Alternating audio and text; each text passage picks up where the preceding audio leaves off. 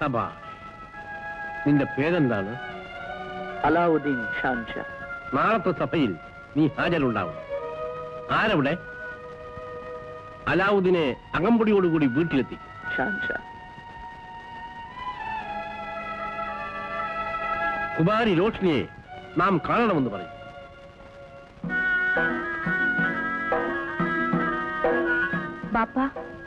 വരൂ മകളെ. നോക്കൂ, ശ്യാം ദേശത്തിലെ രാജകുമാരി സുഹർബാന്റെ ഭർത്താവ് ഫസുൽ ജമാൽ രാജകുമാരൻ. അങ്ങോട്ട് ചെല്ലും. സുഹർബാൻ നിന്നെയും കാത്തു നിൽപ്പുണ്ട്. അവരെ സ്വീകരിച്ച് വിശ്രമത്തിന് വേണ്ട ഏർപ്പാടുകൾ ചെയ്തു കൊടുക്കും.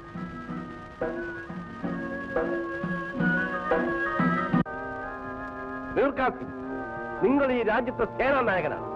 ഈ രാജ്യത്ത് നടക്കുന്ന കൊള്ളയെയും അക്രമങ്ങളെയും കുറിച്ച് നിങ്ങൾ എന്ത് പറയുന്നു? ഷാൻഷാ, ഞാൻ അന്വേഷിക്കാം. അന്വേഷിക്കാമെന്ന് പറയുന്ന സേനാനായകനെയല്ല, കൊള്ളക്കാരുടെയും കൊലപാതകളുടെയും ശിരസ് വെട്ടി നാൽക്കവലകൾ പ്രദർശിപ്പിക്കാൻ സാമർഥ്യമുള്ള സേനാനായകനെയാണ് ഈ രാജ്യത്തിന് ഇന്ന് ആവശ്യം. മുഹമ്മദ് ഹുസൈൻ, അങ്ങനെ ചോരത്തുറപ്പുള്ള യുവാവ് ബാഗ്ദാദിൽ ഇനിയും ജനിച്ചിട്ടില്ലെന്നുണ്ടോ? ഉണ്ട്, ഞാനുണ്ട്.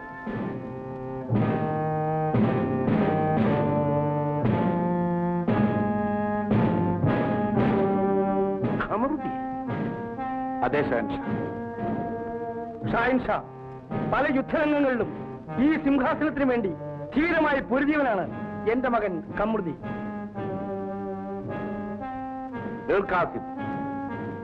ഷാൻഷാ, ഇന്നു മുതൽ ബാഗ്ദാദിലെ സേനാനായകന്റെ വാൾ നിങ്ങൾ ഉപേക്ഷിക്കുക. പകരം ബാഗ്ദാദിലെ ഖജനാവിന്റെ താക്കോൽ നാം നിങ്ങളെ ഏൽപ്പിക്കുന്നു. ഷഹൻഷാ, കൽപ്പന പോലെ. കമറുദ്ദീൻ,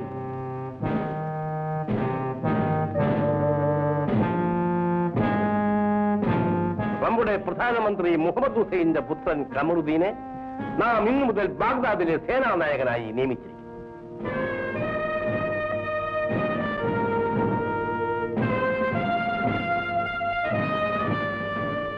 ഈ മണ്ണിൽ വരുന്ന അക്രമത്തിനും അനീതിക്കുമെതിരായി ഈ വാൾ ചലിക്കട്ടെ.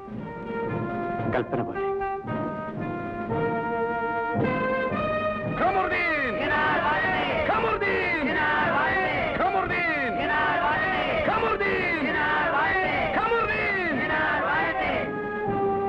നമ്മുടെ അതിഥികളായി വന്ന ശ്യാംദേശ രാജകുമാരിയെയും അവരുടെ ഭർത്താവിനെയും കൊള്ളക്കാരിൽ നിന്നും രക്ഷിച്ച് നമ്മുടെ നാടിന്റെ അഭിമാനം കാത്തു സൂക്ഷിച്ച അലാവുദ്ദീന് ഒരു പാരിതോഷികം കൊടുക്കേണ്ടത് നമ്മുടെ കടമയാണ്. അലാവുദ്ദീൻ, അലാവുദ്ദീൻ, നിന്റെ ധീരത ഈ നാട്ടിൽ എല്ലാവർക്കും വഴികാട്ടിയായിരിക്കട്ടെ. നാം നിനക്കിത് സമ്മാനമായി നൽകും.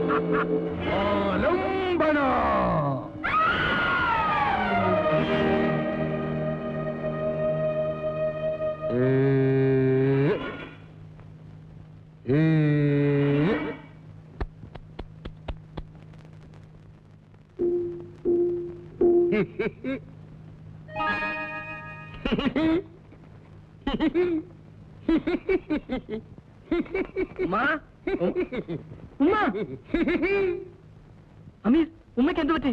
ആലംബന. വിളക്ക് തേച്ചു, ഞാൻ വന്നു. എന്നെ കണ്ട് ഉമ്മ വീണു. പാവം. നിനക്ക് ബുദ്ധിയുണ്ടോ? ഉമ്മയുടെ മുമ്പിലാണോ പ്രത്യക്ഷപ്പെടുന്നത്? അയ്യോ വെള്ളം. നീ മാറ്. ഉമ്മ ഉമ്മ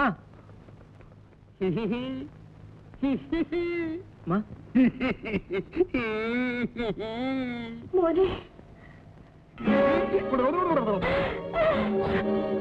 ഉമ്മ പേടിക്കണ്ട, ഇത് അമീർ എന്ന ഭൂതമാണ്. നമ്മളെ ഒന്നും ചെയ്യില്ല, നമ്മുടെ ഭൂതമാണ്. നിനക്ക് ഈ ഭൂതവും പ്രേതവും ഒക്കെ ആയിട്ടുള്ളോടാ കൂട്ടുകെട്ട്. ഈ വിളക്കാര് തേച്ചാലും ഞാൻ പ്രത്യക്ഷപ്പെടും, എന്തും സാധിച്ചു കൊടുക്കും. ഉമ്മയ്ക്ക് വേണ്ടത് ചോദിക്കും. എനിക്കൊന്നും വേണ്ട മോനെ. എന്തെങ്കിലും ചോദിക്കും ഉമ്മ, അമീർ കൊണ്ടുവരും. നമുക്ക് കുറച്ച് നല്ല ഉടുപ്പൊക്കെ വേണ്ടേ മോനെ? ഞങ്ങൾക്ക് ഉടുക്കാൻ നല്ല തുണി വേണം.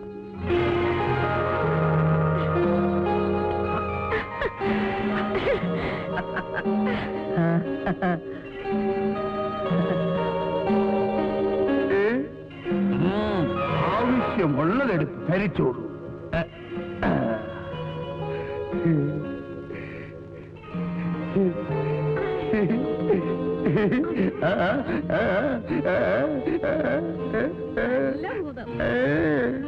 അമീർ, എന്റെ ഈ വീട് മാറ്റിയിട്ട് എനിക്കൊരു നല്ല വീട് വേണം.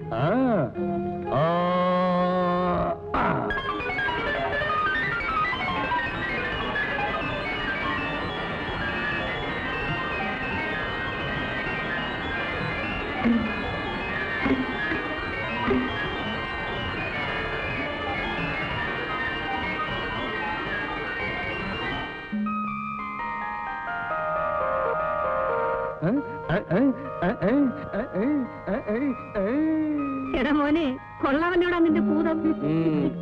ഇപ്പൊ മനസ്സിലായോ ഞാൻ ആരാണെന്ന്? ഞാൻ ഒന്നിനും കൊള്ളാത്തവനാണെന്ന് എന്നെ ചീത്ത വിളിച്ചില്ലേ? ഇനിയിപ്പൊ എന്താ വേണ്ടത്? ഇനി നീ ഇങ്ങനെ നടന്നാ പറ്റില്ല, എന്തെങ്കിലും ഒരു കച്ചവടം തുടങ്ങണം. അത്രയല്ലേ ഉള്ളൂ. അമീർ, എടാ മോനെ, എല്ലാ കാര്യവും നീ ഒറ്റ നിമിഷം കൊണ്ട് അമീറിനോട് പറഞ്ഞ് സാധിച്ചാലേ നാട്ടുകാർക്കൊക്കെ നമ്മളോട് സംശയം തോന്നും. അത് നമുക്ക് ആപത്താ. പിന്നെങ്ങനെ? ഒരു കാര്യം ചെയ്യാം. അന്ന് സാം രാജകുമാരിയെ രക്ഷിച്ചതിന് രാജാവ് നിനക്ക് സമ്മാനിച്ച തുക ഞാൻ സൂക്ഷിച്ചു വെച്ചിട്ടുണ്ട്. അത് വെച്ച് തുടങ്ങിയതാണെന്ന് പറയാം. ഈ വീടും അങ്ങനെ തീർത്തതാണെന്ന് പറഞ്ഞാൽ മതി. പിന്നെ ഭൂതത്തിന്റെ സഹായം കൊണ്ട് നമുക്കെല്ലാം അങ്ങ് വലുതാക്കാം. അപ്പോഴാൾക്കാർ വിശ്വസിക്കും. ശരി ഉമ്മ. മോനെ, അമീറിനെ പറ്റി നീ അതും പറഞ്ഞ് നടക്കരുതേ. അല്ല, ഉമ്മയുടെ പേടിയൊക്കെ മാറിയോ? രക്ഷിക്കുന്നവനോട് പേടിയല്ല മോനെ, ബഹുമാനമാണ് തോന്നുക.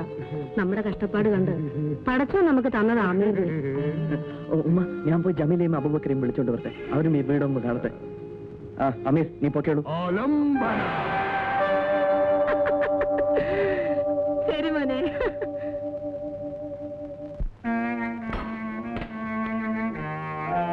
ഖമറുദ്ദീൻ, ബാപ്പ, നീ ബാഗ്ദാദിലെ സേനാനായകനായതുകൊണ്ട് മാത്രം തൃപ്തിപ്പെട്ടു എന്നുണ്ടോ? ബാഗ്ദാദിലെ സിംഹാസനത്തിനൂടെ നീ അവകാശിയാവണം. ഞാനും അത് ആഗ്രഹിക്കുന്നു ബാപ്പ. അതിന് നീ റോഷൻ രാജകുമാരി വിവാഹം കഴിക്കും. രാജാവിന്റെ പ്രീതിയും വിശ്വാസവും നീ സമ്പാദിച്ചു കഴിഞ്ഞു. നീ രാജകുമാരിയുടെ സ്നേഹമാണ് നീ സമ്പാദിക്കേണ്ടത്. ഞാനതിന് ശ്രമിക്കുകയാണ്. പക്ഷേ എന്ത് പക്ഷേ? ഒന്നുമില്ല. ആദ്യമൊക്കെ രാജകുമാരി ചിലപ്പോൾ നിന്നോട് അടുപ്പം കാണിച്ചില്ല എന്ന് വരും. നീ രാജകുമാരിയുടെ സ്നേഹം പിടിച്ചു പറ്റുകയാണ് വേണ്ടത്. അതിനാരെങ്കിലും എതിരായിട്ട് നിന്നാൽ നിന്റെ വാളിൽ വേണ്ടത്ര മൂർച്ചയുണ്ടെന്നവരെ മനസ്സിലാക്കണം.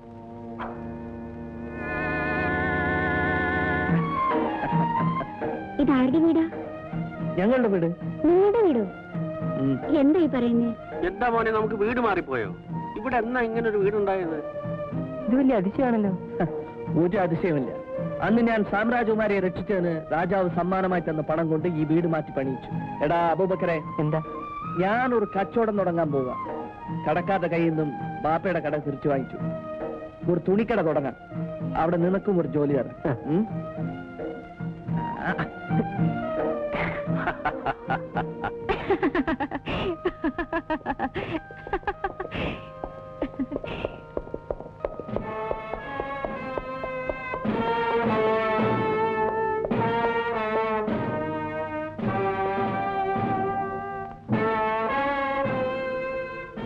അസ്സലാമലൈക്കും.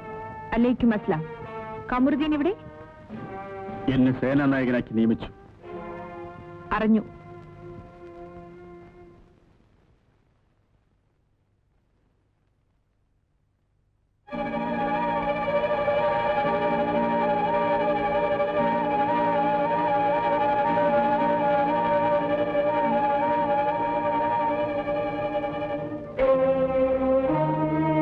മറ്റെന്തെങ്കിലും പറയാനുണ്ടോ? എന്തൊക്കെയോ പറയണമെന്ന് കരുതിയാണ് ഇവിടെ വന്നത്. ഇവിടെ വന്നപ്പോൾ എവിടെ എങ്ങനെ തുടങ്ങണമെന്ന് അറിയാതെ വിഷമിക്കുകയാണ്. മനസ്സിലായില്ല. കുമാരിയുടെ ഏതാജ്ഞയും അനുസരിക്കുന്നവനായിരിക്കും ഞാൻ. അനുസരിക്കേണ്ടവനല്ല, ആജ്ഞാപിക്കേണ്ടവനാണ് സേനാനായകൻ.